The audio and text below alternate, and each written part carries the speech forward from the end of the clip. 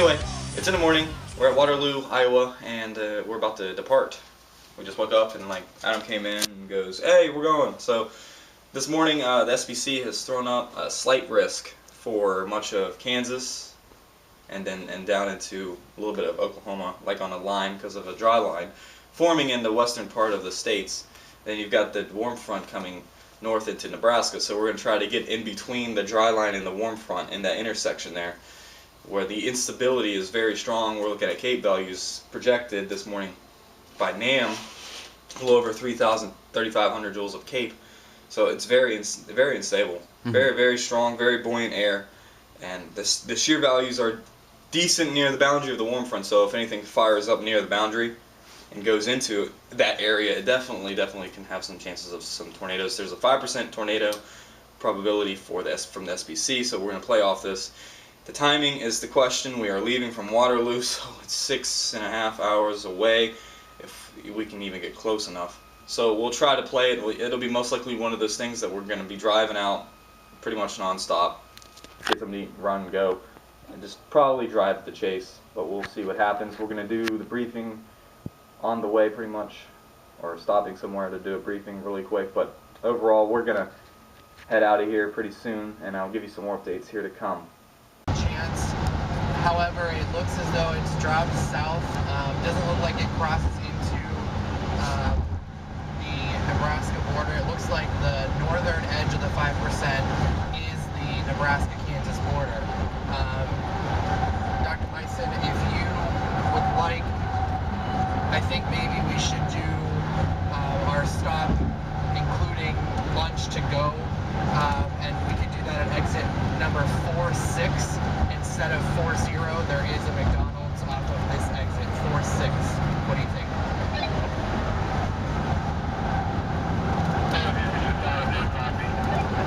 Yes.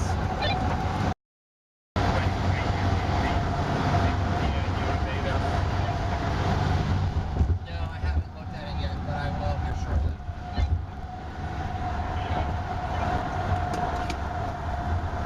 Alright, so we're stopping in Walnut. Yes.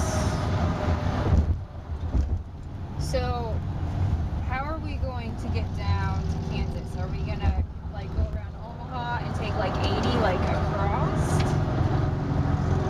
Or do you want to wait to figure that out?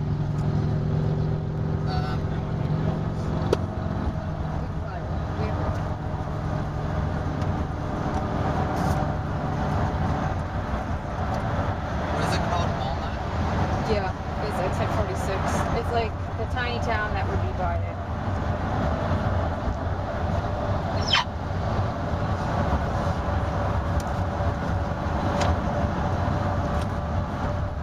Are you videotaping? Mm-hmm. Oh, so we got another hiccup. Yeah, I got it. Alright, so... Yeah, he gets me every day squeaking.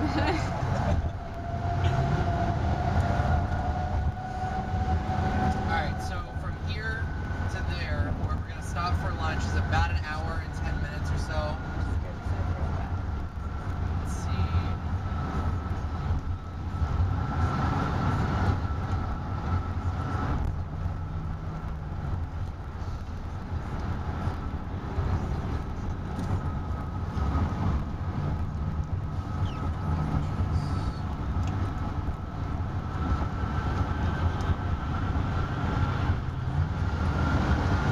Boy, that new duck likes to turn, doesn't it?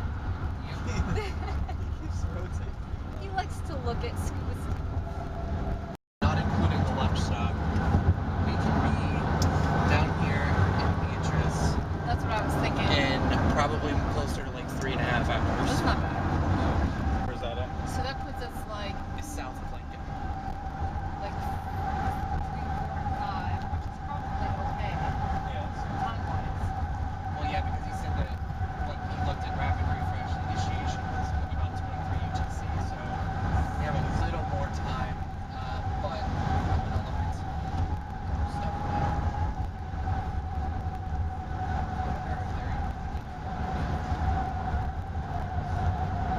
It's funny because that's actually the town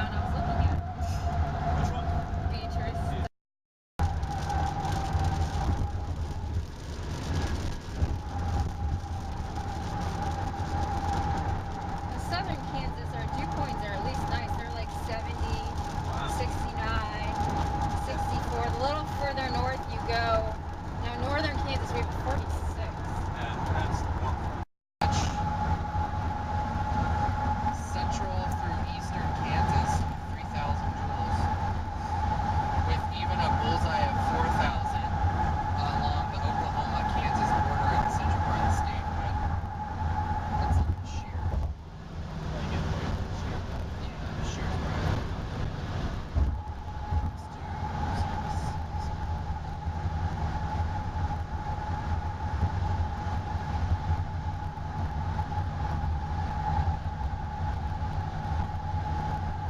Say the morning soundings are good, like in southwestern Missouri and Oklahoma. They have a lot of wind. Okay. Yeah.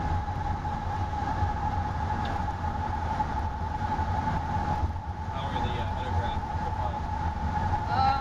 I didn't look at those, but even just from the wind profile on the SQT, like it looked like they were decent, like they weren't great, but Yeah.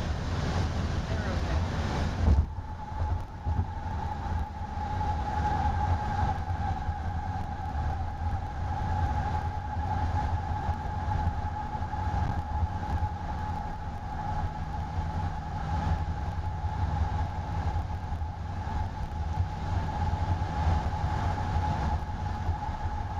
Right around 21 UTC, there's a bullseye of 60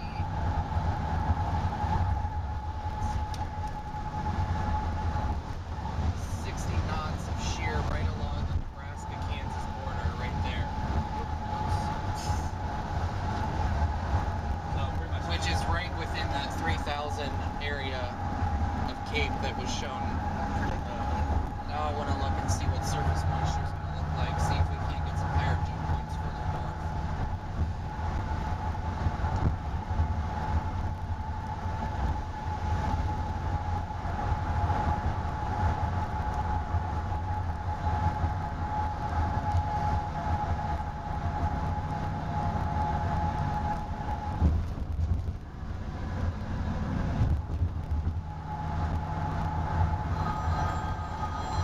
Dew points at 21.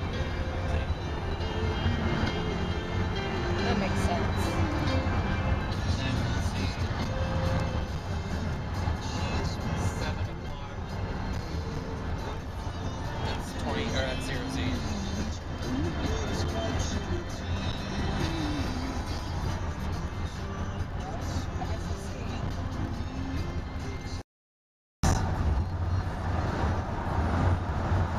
They were higher down. See that gradient there? Yeah. Setting up and dew points going from, let's see. And the wind map does that Yeah. too. Like a dry line. Yeah, you can see the dry line goes from 40 to 70 from here to Well, in the discussion, they were talking about like triple point for the warm front, cold front, dew point, or not dew point. so I guess they figure that with the dew point gradient still not as tight up here, but with the gradient still setting up somewhat here and the jet streak here, better chance for storms here. 'Cause down here there wasn't as much strong shear, but still gonna have some storms pop later in the day along the dry line. And your left exit region of the jet stream is even better. Let me pull up vorticity.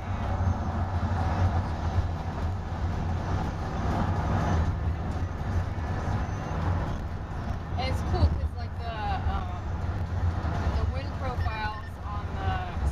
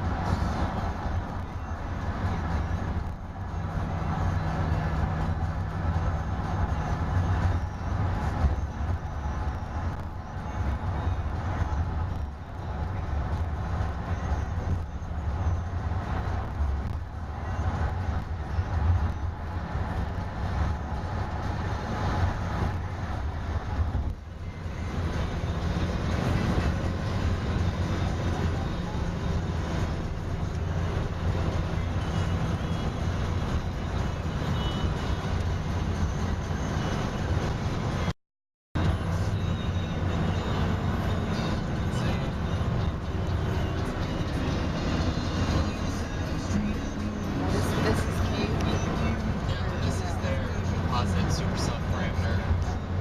I'm sure. Right in here. Look at the vectors. Right along the border there and here.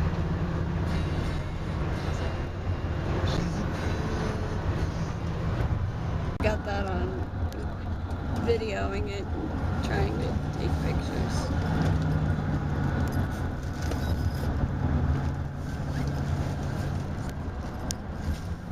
Got some mammatus clouds. Pretty cool.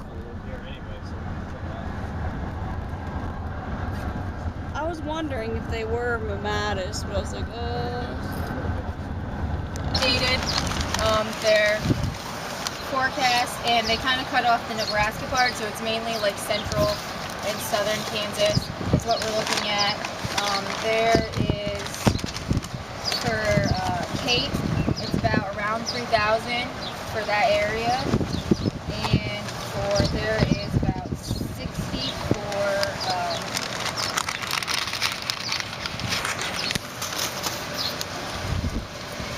for shear.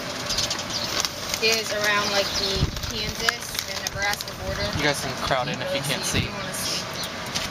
Otherwise, it's kind of like 50, around 60.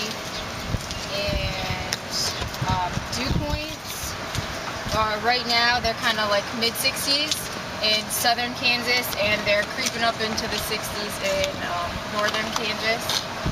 And in the discussion, I talked about like triple point, where we have a dry line that's setting up, and we have the warm front and the cold front as the best area for convective activity. So we're kind of leaning towards, well, I was talking to Adam, and we both kind of thought Beatrice, North or Nebraska, was a good point to get to, and we would get there about 3:30ish, 4 o'clock. And then we can kind of like re-look at stuff where stuff is popping up. And then talking with the rest of my team members, we were kind of thinking like your northern central Kansas, but it all depends on where stuff pops up to get to from there, because it's not too far from Beatrice. So that's kind of what we're looking at right now. Okay. That's a quick. Very good. I haven't seen any data because I was driving, so where is the dry line right now? From what I've heard from my students in the van, is that they're actually 5% area by SPC is to the west of the dry line, which kind of doesn't make sense. Right, it doesn't. Okay. But, I guess, like, it's kind of, well, on my computer I have. Well, yeah, and the Beatrice area is due south of Lincoln, so it's actually on the eastern fringe of that 5%, which makes more sense. So Lincoln and then south? Yeah. Or if we get to Lincoln and something on Shreve pops up, or we decide we can continue on 80, just continue west at that point. What about Grand Forks and go down, or is that? Okay, could you show me on the map? Stay on 80, still go to Grand Forks and then go south. If nothing changes. I was looking at Hayes. Hayes, Kansas. Yeah. Tommy, That's a familiar place. is that cell still holding up on the newer models? Yeah. On the But update. it's not as big as it was. I mean, you were driving, so you didn't see it. Nah, I don't know what's There going was on. on rapid refresh. There was a very large cell. It was about the size of a county. Yeah. Wow. And for Like- like 3 updates, it was chicken. Chicken McNuggets. Oh, okay. Yeah. Oh my gosh. More interested in that. Along the dry line and move eastward into the warm sector, with activity over Kansas potentially interacting with warm frontal zone.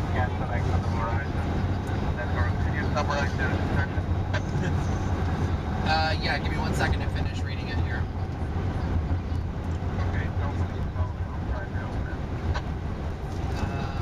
With activity over Kansas potentially interacting with warm frontal zone, very conditional threat extends eastward along warm front over central Kansas, with heights rising along. Cap strength and coverage of convection still is in question. Otherwise stated, weather watch probabilities would be higher. 2 weather watches may be needed. Tornado near warm front and severe farther south. Since principal tornado threat appears fairly tightly focused, well, we are closer to the warm front than the triple point, so that's good. Severe gusts, hail are possible with any sustained convection throughout this corridor. Shear's higher up here. Dryline intersected warm front over Hodgman County, Kansas, and extended just east of Beaver County, Oklahoma, to Paul County, Texas. Dryline should be quasi-stationary on meso-alpha scale for another 2 to 3 hours with localized waves. For slight curves. Warm front should continue moving northwest across central Kansas, while lower pressure may remain slightly southwest of Triple Point due to contribution to low pressure from intense heating behind the adjoining dryline segment. Triple Point may migrate northward across west central Kansas over I-70 corridor through the evening.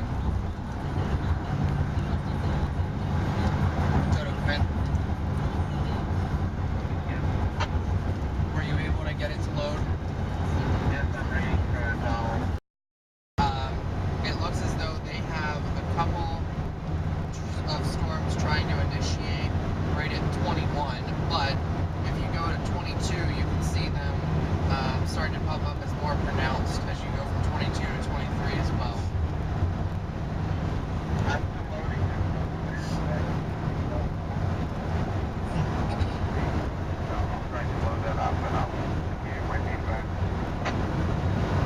Yeah, only the first 6 or so frames are available from the 19th April.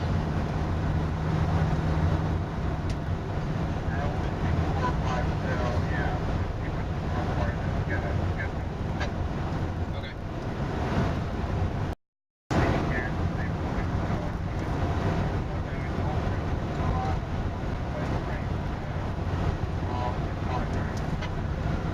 Copy that.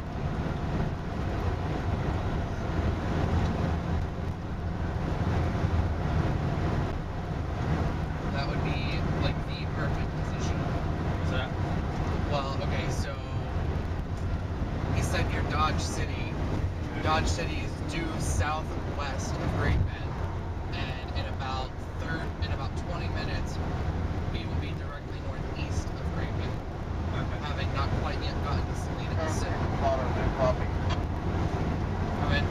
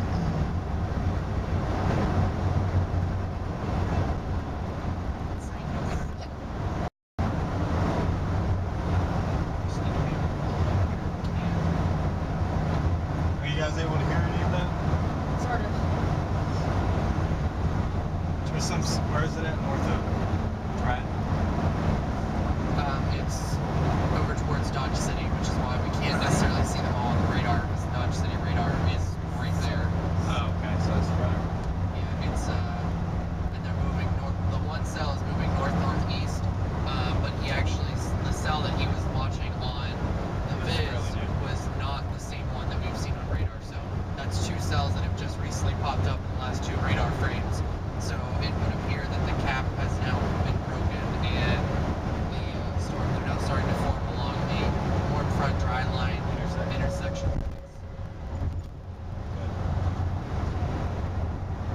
Looks like we've got some good initiation going on, guys. Rapid formations. Animal said in the past 2 radar frames, there's already 2 pixels with 2 cells beginning to form. How far away? Let's see here.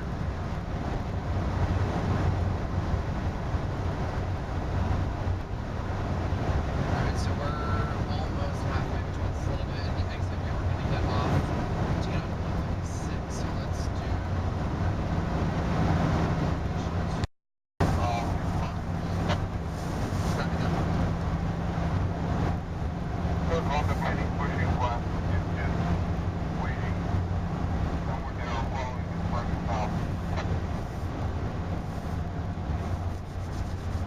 Alright. Said debating pushing west, and we're following this cell because the first one's moving north-northeast. So if we cut southwest, it's just going to go away from us. But we can see everything else involves here quickly.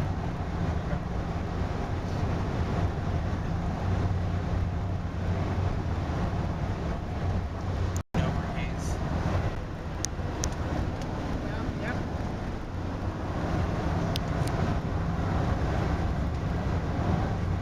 There's more popping, so So, there's more starting to pop. So. yeah. But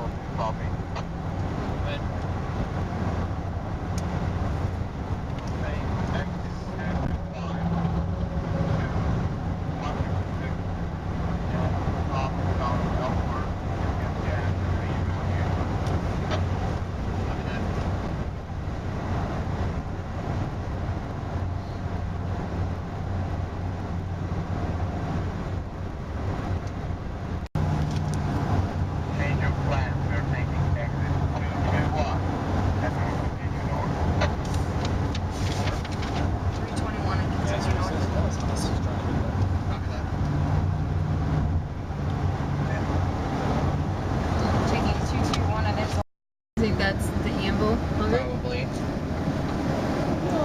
That's the what? Anvil.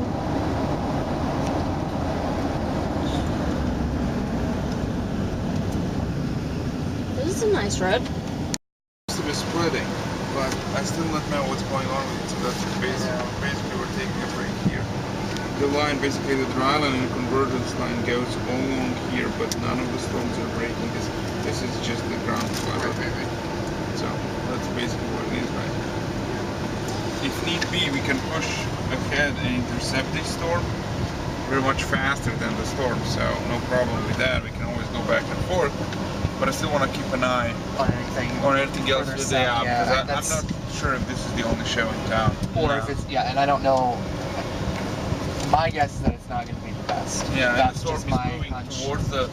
So on this side of the front, it could be just like the elevated convection. So. Yeah, that my hunch is that we're in to see a better one form Yeah. shortly. But We got time.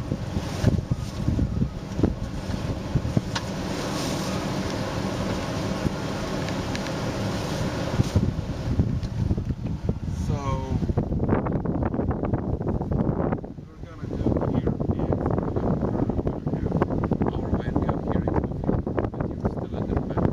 we can back up that way and roll backwards into that. Let's wait like this, and then when we're actually going there. Alright. Here's my cone. As you can see, it says slow kids at play. Well, basically, we were in Toys R Us the other day, or yesterday, and we found this cone, and we thought it would be perfect for us to have, considering we like to get out on the sides of roads, and we figured it would be useful to have, you know, to warn people that we are here, and as you can see, we are kids. Why Kaminsky's not wearing a shirt. But here we are in Kansas. Hopefully we see something.